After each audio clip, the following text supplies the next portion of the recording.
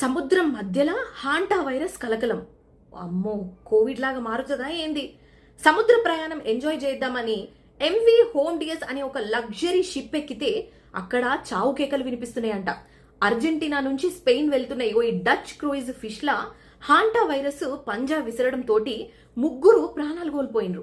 మరో 6 వైరస్ సోకితే ఇక అందులో 2 మన భారతీయ సిబ్బంది ఉండటం ఇప్పుడు దేశవ్యాప్తంగా కూడా ఒక పెద్ద టెన్షన్ పుట్టిస్తున్నది.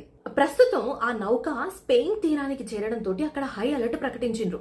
అయితే మనోళ్ళ ఆరోగ్యం గురించి మాడ్రిడ్ లోని భారత రాయబార కార్యాలయం ఒక మంచి ముచ్చట చెప్పింది. ఆ 2 భారతీయులు ప్రస్తుతానికి క్షేమంగానే ఉన్నారంట. వాళ్ళను డాక్టర్లు నిరంతరం ఒక కంట కనిపెట్టుకొని ఉన్నారని తెలియడంతో అందరూ అప్పుడు ఊపిరి పీల్చుకున్నారు.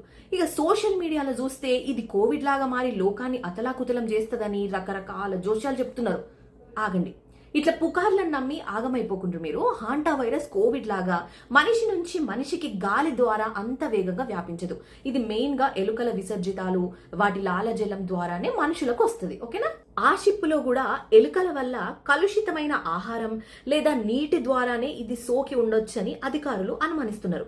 లక్షణాలు బయటపడడానికి 6 వారాల టైం పడుతుంది కాబట్టి కొంచెం జాగ్రత్తగా పరిశుభ్రత పాటిస్తే సరిపోతుంది. మన దేశంలో ప్రస్తుతానికి దీని ముప్పు పెద్దగా ఏం లేదని, సోషల్ మీడియాలో వచ్చే చెత్త వార్తలను నమ్మొద్దని అధికారులు అయితే మంచిగా చెప్తున్నారు.